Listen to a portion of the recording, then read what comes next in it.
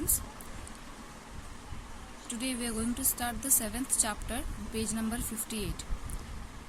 The chapter is simple tenses. Okay, so it's about tense. In this chapter we are going to learn about there are what is tense and the parts of tense, but only the three parts. Okay, there are mainly there are three parts, and there are sub parts also, and as a total there are 12 tenses, 12 kinds of tenses or parts of tenses. Okay, so let us start the chapter. And look, we have learned that the tense of a verb in a sentence denotes the time when the action is taking place. So we all know that tense means time of an action. Okay, time, कोई action कब हुआ था या अभी हो रहा है या होने वाला है, ऐसा कुछ. ठीक है, ऐसा बताने से उसे टेंस कहते हैं. सो टेंस हम किसे कहेंगे? जो हमें टाइम बताता है. मतलब सेंटेंस को पढ़ने से वर्ब के जिस रूप से हमें काम के हो गया या काम हो रहा है या होने वाला है ऐसा समझ में आता है टाइम के बारे में, उसे हम टेंस कहते हैं. ओके, तो चलो अब उसके पार्ट्स के बारे में हम डिस्कस करेंगे, लेकिन उसके पहले look at the highlighted words in this passage. Can you say which tense is indicated by each. तो यहाँ पर पैसेज में बहुत सारे टेंसेस दिए, मतलब कुछ हाईलाइटेड वर्ड्स है जिन्हें देख के हमें बताना है कि विच टेंस दे बिलोंग. तो यहाँ पर पैसेज आप लोग पढ़ लीजिएगा, मैं हाईलाइटेड वर्ड से बस डिस्कस करती हूँ. तो यहाँ पर है वेयर स्टैंडिंग. वेयर, ठीक है, वेयर पास्ट में यूज होता है, तो ये पास्ट वाली है. तो मैं अभी टेंस सिर्फ टेंस के मेन पार्ट्स तो तीन ही है ना, simple present tense, past tense, future tense. या तो कोई काम अभी हो रहा है या हो गया था या होने वाला है. अब इसके सब पार्ट्स हम बाद में डिस्कस करेंगे, लेकिन मेन पार्ट्स हैं प्रेजेंट, पास्ट, फ्यूचर. ठीक है, प्रेजेंट मतलब अभी हो रहा है ऐसा, वर्तमान वाला, होता है, हो रहा है ऐसा. और पास्ट मतलब जो हो गया है, हो गया था. ठीक है, और फ्यूचर जो अभी होने वाला है, मतलब बाद में होगा, होने वाला है, हुआ नहीं है अभी तक. ठीक है, तो अभी उनमें से देखो, इन सेंटेंस में से पढ़ने के हम निकालना है. वेयर स्टैंडिंग मतलब वेयर पास्ट फॉर्म में यूज होता है. ठीक है, वेयर स्टैंडिंग मतलब खड़े थे. ठीक है, तो ये पास्ट टेंस हो गया. अभी पास्ट का कौन सा फॉर्म है ये वो हम बाद में समझेंगे, लेकिन अभी सिर्फ अभी के लिए इतना जान लो कि ये पास्ट में है ये सेंटेंस. अभी विल बी, विल हम फ्यूचर में यूज करते हैं. फ्यूचर में होने वाला है जो, उसके लिए हम विल बी यूज करते हैं. विल. गोइंग, गोइंग हम कब यूज करते हैं? जब हम कहीं जा रहे हैं, मतलब वर्तमान में जा रहे हैं, प्रेजेंट टेंस में यूज करते हैं. फिर वॉज हम कब यूज करते हैं? पास्ट के लिए, था ऐसा कुछ. ठीक है, था, उसके लिए वॉज यूज करते हैं. वेंट, वेंट गो का पास्ट फॉर्म है. गो, वेंट, गन. तो गो का पास्ट फॉर्म वेंट है और इसीलिए ये पास्ट फॉर्म में हो गया, है ना. अब विल स्पेंड, विल हम वापस मैंने कहा फ्यूचर के लिए यूज करते हैं विल, तो विल स्पेंड हो जाएगा फ्यूचर के लिए, फ्यूचर टेंस. उसके बाद सिर्फ गो, गो सिंपल फॉर्म में है, कोई पास्ट फॉर्म वगैरह नहीं है, इसीलिए गो यहाँ पर ये प्रेजेंट फॉर्म में है. ठीक है, अब देखो, we said that there are three tenses of a verb: present, past and future. Yes, now I told you that there are three tenses: present, past and future. These are the main parts. Okay, time now, time when, time then and time to come. तो ये present, past और future का meaning देखो बताया गया है कि time now, present मतलब टाइम नाउ मतलब अभी का समय. ठीक है, उसके बाद पास्ट मतलब टाइम देन मतलब पहले की बातें. ठीक है, पहले के समय में कुछ हुआ है ऐसा, मतलब आगे हो गया है. ठीक है, ऐसा हो गया था ऐसा कुछ. टाइम टू कम मतलब जो समय आने वाला है उसमें होगा, ये एक्शन बाद में होगा, अभी हुआ नहीं है, तो वो फ्यूचर में आ जाएगा. ठीक है, दिस टेंसेस आर फर्दर सब डिवाइडेड. तो यही टेंसेस को बाद में सब डिवाइड किया गया है. सबके तीनों के, इन तीनों प्रेजेंट, पास्ट और फ्यूचर, तीनों के चार अलग सब डिविजन्स हैं. तो प्रेजेंट के जैसे कि सब डिविजन्स हो गए आपके present indefinite tense, present continuous tense, present perfect tense, present perfect continuous tense. Same past के चार पास्ट के past indefinite, past continuous, past perfect continuous tense. Okay, then future, future indefinite, future continuous, future perfect continuous tense. Okay, तो ऐसे पूरे 12 सब divisions हैं. Okay, so in this chapter there let us now look at simple tenses, only simple tenses of both of all the three tenses. Okay, simple, जैसे मैंने कहा ना, सबका सिंपल है, फिर कंटिन्यूअस है तीनों का, फिर परफेक्ट है तीनों का, फिर परफेक्ट कंटिन्यूअस है तीनों का. ठीक है, तो वैसे ही सबसे पहले सिंपल तीनों के सिंपल फॉर्म्स हम यूज करेंगे. प्रेजेंट, पास्ट एंड फ्यूचर के simple tenses, simple present, simple past, simple future. इनको इंडेफिनिट जो मैंने कहा था, इंडेफिनिट प्रेजेंट इंडेफिनिट टेंस ही सिंपल प्रेजेंट टेंस है. प्रेजेंट पास्ट इंडेफिनिट ही सिंपल पास्ट है, और फ्यूचर इंडेफिनिट सिंपल फ्यूचर है. ओके, तो simple present, simple past, simple future, present indefinite, past indefinite and future indefinite इस चैप्टर में discuss होगा. ठीक है, now the first part, simple present tense. We use the simple present tense. कब हम simple present tense किस बात को देख के समझेंगे या क्या होता है तब उसे हम सिंपल प्रेजेंट टेंस कहेंगे. उसमें होता क्या है, ऐसा देखो. To state a universal truth. Okay, जब हम किसी यूनिवर्सल ट्रूथ के बारे में बात कर रहे हैं, मतलब जो यूनिवर्सल ट्रूथ है, जो हमेशा से होता आ रहा है, होगा, उसे कोई नकार नहीं सकता या कभी वो चेंज नहीं होगा. ऐसी बातों को हम यूनिवर्सल ट्रूथ कहेंगे. ओके, और यूनिवर्सल ट्रूथ अगर हुआ तो उसे हम प्रेजेंट इंडेफिनिट या सिंपल प्रेजेंट टेंस कहेंगे. Okay, for example, the moon is the earth's only satellite. तो ये तो यूनिवर्सल ट्रूथ है, इसे कोई बदल नहीं सकता. Moon is the earth's only satellite, natural satellite सिर्फ मून ही है, राइट. तो it's universal truth. It's why और इज यहाँ पर यूज किया गया है जो प्रेजेंट फॉर्म में है, और इसीलिए ये सिंपल प्रेजेंट टेंस हुआ. ठीक है, the earth revolves around the sun. Obviously the earth revolves around the sun. Sun बीच में है, अर्थ उसके गोल गोल घूमता है. तो ये तो यूनिवर्सल ट्रूथ हुआ, है ना, इसे कोई बदल नहीं सकता. ठीक है, तो ये यूनिवर्सल ट्रूथ हुआ, इसीलिए इसे क्या कहेंगे हम, simple present tense. The earth revolves around the sun, और रिवॉल्व्स यहाँ पर रिवॉल्व्स ईएस के साथ यहाँ पर प्रेजेंट फॉर्म में है.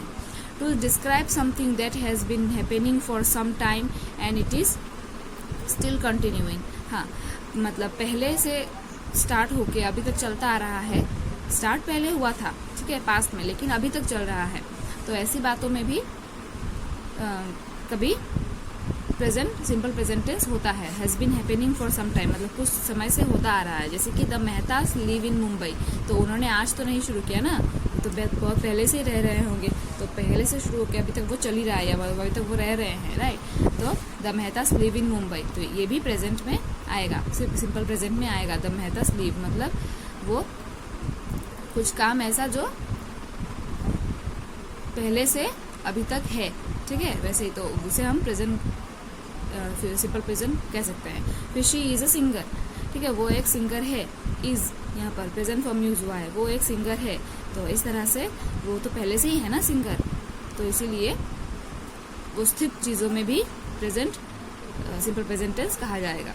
फिर to refer to something that happens regularly और हैबिचुअली. हाँ, कोई काम अगर रेगुलरली हो, या फिर हैबिट हो किसी का हैबिचुअल बात हो, ठीक है, या डेली होता हो या रेगुलर होता हो, ऐसी चीज़ों को भी हम सिंपल प्रेजेंट टेंस कह सकते हैं. My father reads the newspaper every morning. तो देखो यहाँ पर एक रेगुलरिटी है ना, वो डेली पढ़ते हैं. Okay, so reads is in the present form and it is the present simple present tense. Now he swims a lot, it's habitual, right, it's is habitual action, habit है उसका. ही स्विम्स अलॉट, बहुत ज़्यादा swimming करता है वो, तो इसीलिए swims यहाँ पर प्रेजेंट फॉर्म में है और ये सिंपल प्रेजेंट टेंस हुआ. ठीक है, in proverbs that are considered to be permanent truths. Okay, कभी कभी ऐसे कुछ प्रोवर्ब होते हैं जो परमानेंट ट्रूथ बन के रह जाते हैं, मतलब हमेशा के लिए वो सच है. ठीक है, तो वो सच बातें हैं, प्रोवर्ब है वो. ठीक है, तो for example, A thing of beauty is a joy for ever. तो ये एक परमानेंट ट्रूथ है. ठीक है, इसे कोई बदल नहीं सकता. जैसे कि ए thing of beauty is a joy for ever, तो इज भी यहाँ पर प्रेजेंट फॉर्म में है और ये सेंटेंस प्रेजेंट में हुआ. ठीक है, Fortune favours the brave. Fortune favours the brave, ये भी एक प्रोवर्ब है. ठीक है, और यहाँ पर फेवर्स प्रेजेंट फॉर्म में यूज हुआ है और ये तो इसे भी कोई बदल नहीं सकता. ठीक है ना, ये बदलता नहीं है, मतलब हमेशा जब लोग इसे यूज करते हैं तब इसका बदल के नहीं यूज करते. इसके टेंस को मतलब फॉर्च्यून फेवर्ड पास्ट में नहीं कह सकते, ठीक है। या फिर a thing of beauty was a joy for ever या will be a joy for ever, ऐसे हम लोग टेंस बदल के नहीं बोलते। ये सब जैसे होते हैं टेंस में, प्रेजेंट टेंस में, वैसे ही यूज होते हैं, ओके। और इसीलिए उन्हें सिंपल प्रेजेंट टेंस कहा जाता है। तो now you have understood that simple present tense कैसे होते हैं, ठीक है, और उनके फॉर्म्स कैसे होते हैं। Now simple past tense, we use the simple past tense. कब कब हम सिंपल पास्ट यूज करते हैं? When we refer to an action that has already been completed before the time of speaking. मतलब जब बात कर रहे हैं उससे पहले ही, जब उस काम के बारे में बात कर रहे हैं उससे पहले ही वो काम हो चुका है, पहले ही हो गया था ऐसा काम, ठीक है। ऐसी बातों को बताने के लिए हम सिंपल पास्ट टेंस यूज करेंगे, ठीक है। जैसे कि इट स्नोड येस्टरडे इन शिमला, तो जब ये बात बोली जा रही है उसके पहले ही दिन काम हो चुका है। क्या हो चुका है? स्नोड पास्ट फॉर्म में ये है, स्नो का पास्ट फॉर्म स्नोड, ठीक है। इट स्नोड येस्टरडे इन शिमला, तो वो जिस दिन बात की जा रही है उसके पहले ही ये काम हो चुका है, इसीलिए ये पास्ट सिंपल पास्ट टेंस कहा जाएगा। Next, she cook delicious meal last afternoon, तो पिछले दोपहर को इसने डिलीशियस कुक बनाया था, ठीक है। तो कुक्ड पास्ट फॉर्म में है और ये मतलब उसके जिस दिन बात हो रही है उसके पिछले आफ्टरनून में ये हुई थी, ये एक्शन हुआ था, इसीलिए ये काम हुआ था, इसीलिए ये सिंपल पास्ट टेंस कहा जाएगा, okay. To indicate that something was done in the past as a habit, तो कभी कभी ऐसे भी होता है जैसे कि कुछ हैबिट बताएगा लेकिन वो अभी के लिए नहीं, ठीक है। हैबिट होगा लेकिन अभी के लिए नहीं, मतलब पहले हुआ करता था हैबिट किसी का, ठीक है। किसी बात का, किसी चीज का हैबिट पहले हुआ करता था। To indicate that something was done in the past as a habit, कुछ पहले हुआ था एज ए हैबिट जैसे हुआ था, ठीक है, अभी नहीं। My mother always enjoyed gardening, तो इंजॉयड देखो पास्ट फॉर्म में लिखा गया है। My mother always enjoyed gardening, मेरी माँ को हमेशा से गार्डनिंग पसंद रहा था, तो फिर ऐसे ये पास्ट सिंपल पास्ट टेंस कहा जाएगा। As a young girl I exercised a lot, तो यहाँ पर भी पास्ट फॉर्म में यूज किया गया है और ये हैबिट बता रहा है लेकिन पास्ट फॉर्म में, ठीक है। तो was done in the past but as a habit, तो इसे भी हम पास्ट सिंपल पास्ट कह सकते हैं। Now look, adverbs or adverb phrases like yesterday, a week ago, 4 months ago are usually added to sentence describing past actions. So usually this yesterday, a week ago, 4 months ago, ऐसे कोई काम मतलब ऐसे phrases या ऐसे adverbs use होते हैं sentence में to denote that is in the past form. Past action बताने के लिए ऐसे फ्रेजेस यूज होते हैं। जैसे yesterday कहेंगे तब मतलब समझ आ जाएगा ना कि कल, पिछले जो चला गया, ठीक है ना, जो समय चला गया उसके बारे में बात हो रही तो पास्ट बता देता है ऐसे ये फ्रेजेस या एडवर्ब्स, ठीक है। Next, to express an action that occurred over a period of time in the past, okay. So in the past में कोई ऐसी मतलब कुछ एक टाइम के लिए, एक लंबे समय के लिए कोई काम हो रहा था, ऐसा बताने के लिए भी past form simple past form use किया जाता है, ओके। जैसे कि I lived in Delhi till the age of 5, जब 5 साल की थी तब तक, ठीक है, अभी नहीं रह रही, 5 साल की थी तब तक दिल्ली में रह रही थी, ठीक है। तो वो पास्ट फॉर्म में था, इसे भी हम सिंपल पास्ट कह सकते हैं, okay. Now after the simple past tense and simple present tense, let us know about simple uses of simple future tense, okay. To express simple future tense we often use will, तो simple future tense को हम बताने के लिए जब कोई काम होने वाला है, हुआ नहीं है, तब उसे हम will यूजुअली कभी हम will का इस्तेमाल देखेंगे, ठीक है। When we decide to do something at the time of speaking, मतलब हम जब बात कर रहे हैं तब हम क्या करने वाले हैं उसके बारे में बात करते हैं, मतलब हम फ्यूचर के किसी बात के बारे में करते हैं। जैसे कि हम जब बात कर रहे हैं, जैसे अभी बात कर रहे हैं, तो मैं अगर कहूँ कि मैं आज स्कूल जाऊँगी, तो मैंने डिसाइड किया है कि मैं स्कूल जाऊँगी आज, ठीक है ना। तो ऐसा जब अभी बात करते वक्त हम फ्यूचर की कोई बात अगर हम कहें कि ऐसा करने वाले हैं या करेंगे, डिसाइड वगैरह, तब हम उसमें उसे सिंपल फ्यूचर टेंस कह सकते हैं। जैसे कि there is no flour to bake a cake, don't worry I will go and get some, तो फ्लर नहीं है घर पे थोड़ा भी, तो मैं don't worry I will get some, तो मैं ले आऊंगी, डोंट वरी मैं ले आऊंगी, तो आई विल गो, ओके। यहाँ पर आई विल का या फिर आई शेल का शॉर्ट फॉर्म में लिखा गया है आई, ठीक है, तो इसे आई विल गो कह सकते हैं, ठीक है। और ये सिंपल फ्यूचर टेंस कहा जाएगा, okay. There is no flour to bake a cake, cake बनाने के लिए फ्लर बिल्कुल नहीं है, ओके। डोंट वरी मैं ले आऊंगी, अभी आई नहीं, काम हुआ नहीं है, होगा, तो okay future, simple future tense.